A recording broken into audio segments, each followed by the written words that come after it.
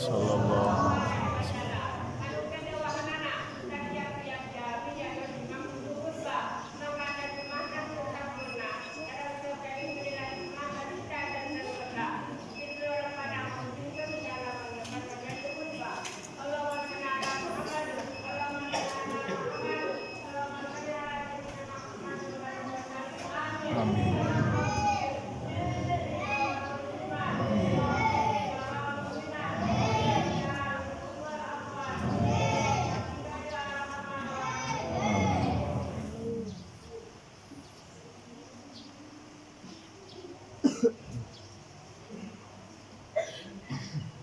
Assalamualaikum warahmatullahi wabarakatuh.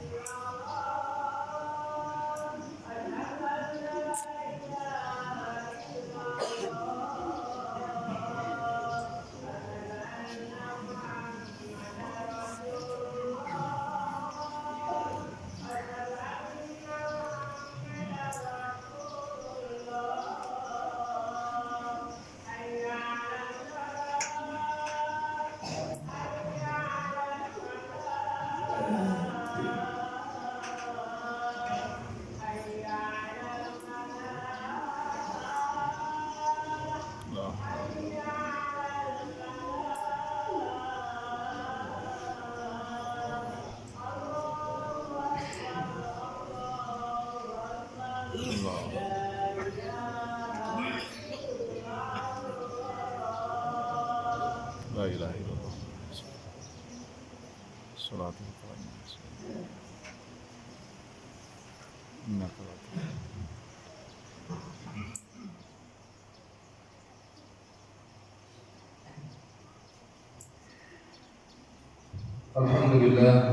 Alhamdulillahilladzi hadana subul salam wa akramana bi syari'ati an-nabiy al-kiram. Asyhadu an la ilaha illallah wahdahu la syarika lah dzul jalali wal ikram wa asyhadu anna sayyidana Muhammadan abduhu wa rasuluhu. Allahumma shalli wa sallim wa barik ala sayyidina Muhammadin wa ala alihi wa ashabihi wa tabi'in bi ihsanin ila yaumiddin. Amma ba'd. Fa ya ayyuhal ikhwanul kiram, usikum wa nafsi bi taqwallah wa ta'atihi la'allakum tuflihun. Qala Allah ta'ala fil Qur'anil Karim, a'udzu billahi minasyaitonir rajim. Bismillahirrahmanirrahim. Ya ayyuhalladzina amanu taqullaha wa qulu qawlan sadida yuslih lakum a'malakum wa yaghfir lakum dhunubakum wa may yuti'illaha wa rasulahu faqad faza fawzan 'azima. Wa qala ta'ala ya ayyuhalladzina amanu taqullaha haqqa tuqatih wa la tamutunna illa wa antum muslimun. Shadaqallahul 'azim. Ma'asyiral muslimin rahimakumullah. Alhamdulillah, puji dan syukur kita senantiasa panjatkan kepada Allah Subhanahu wa taala yang senantiasa memberikan kehidupan kepada kita untuk senantiasa memperbaiki kehidupan kita agar jauh lebih baik. Allah Subhanahu wa taala terus-menerus memberikan hidayah dan taufik-Nya kepada kita. Tinggal kita bagaimana bisa memanfaatkan dan menjaga hidayah tersebut untuk senantiasa takarrub kepada Allah Subhanahu wa taala.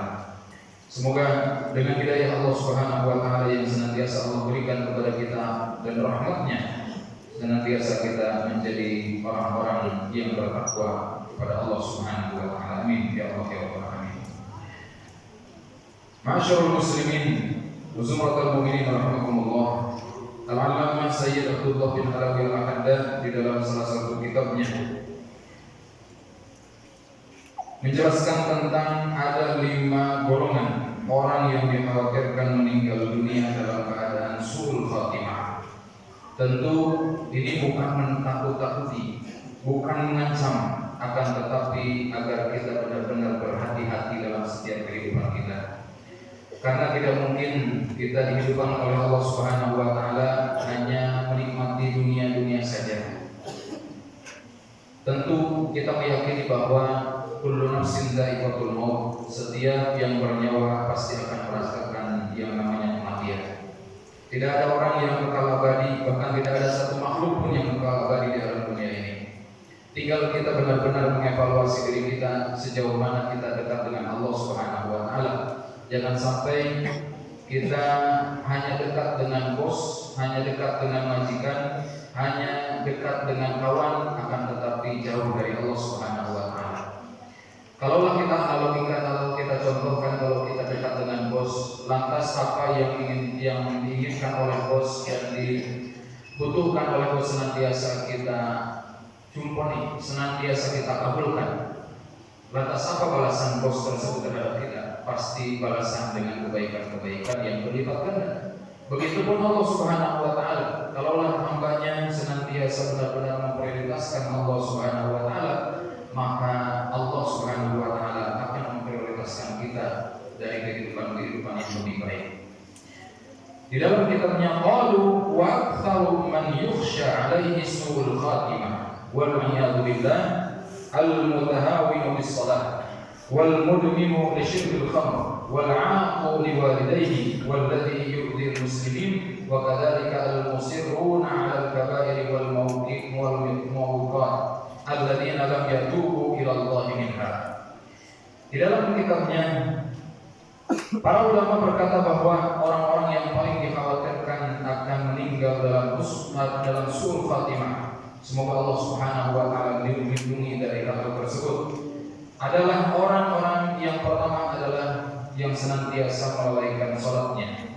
Yang kedua, mereka yang suka minum minuman keras. Yang ketiga, mereka yang senantiasa durhaka terhadap orang tuanya. Yang keempat, mereka yang suka menyusahkan atau menzalimi orang-orang muslim lainnya. Yang kelima, mereka yang terus-menerus melakukan perbuatan dosa besar. Dan yang terakhir adalah berbagai kekejian dan tidak mau bertobat dari atas apa yang dia lakukan. Dari kutipan di atas dapat diuraikan kelima golongan yang dikhawatirkan hidupnya akan berakhir dengan su'ul khatimah sebagai berikut. Golongan yang pertama adalah orang-orang yang senantiasa atau suka melalaikan sholat. Sholat merupakan amal pertama yang akan dihisab oleh Allah Subhanahu wa taala.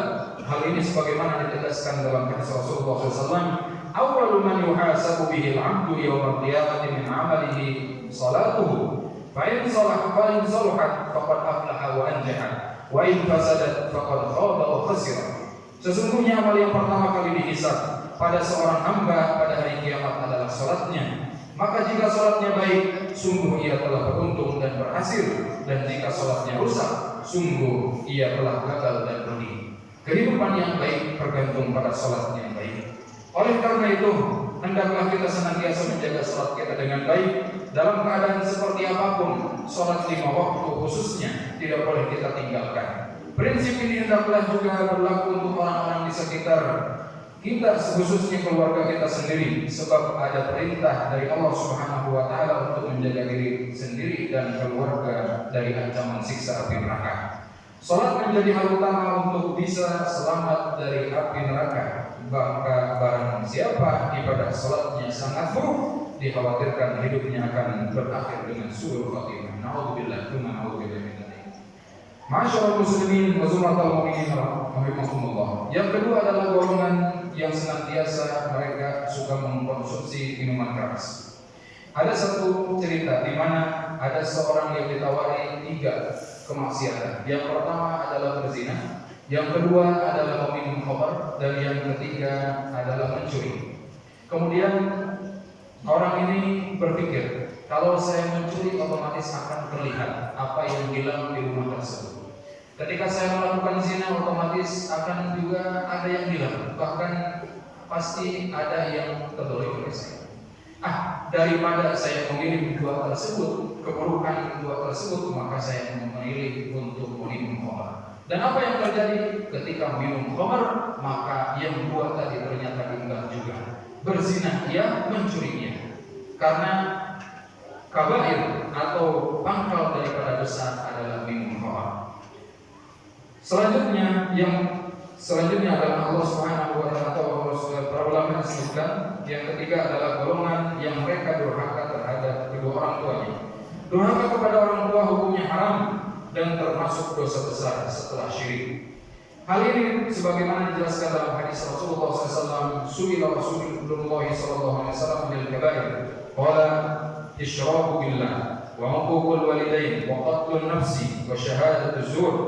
Rasulullah SAW ditanya tentang dosa-dosa besar, beliau menyebut menyekutukan Allah, durhaka kepada orang tua, membunuh seseorang dan kesaksian palsu.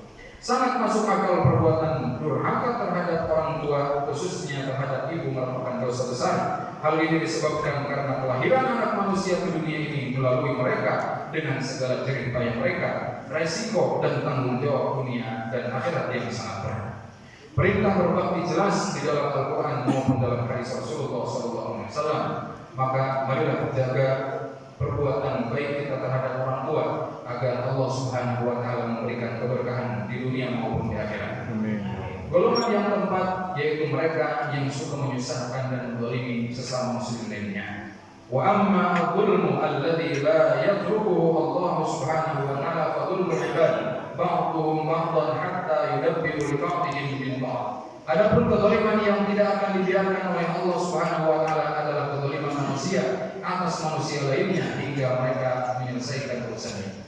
Kalaulah seorang muslim menyusahkan urusan muslim lainnya, niscaya Allah yang akan langsung bertindak untuk menyusahkan dirinya.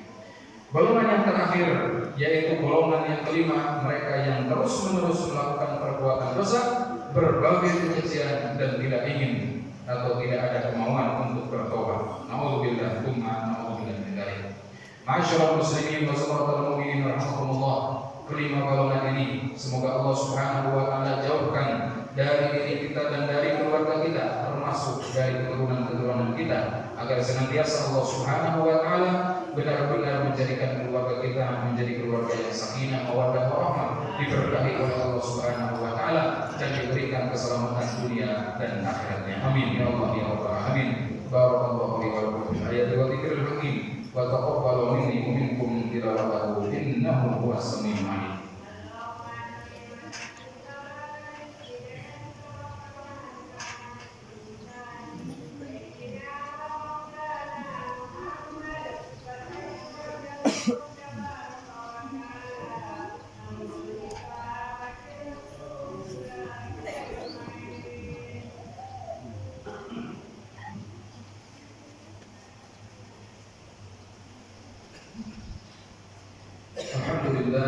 Alhamdulillah ala ihsani wa syukru lahu ala taufiqihi wa imtinani.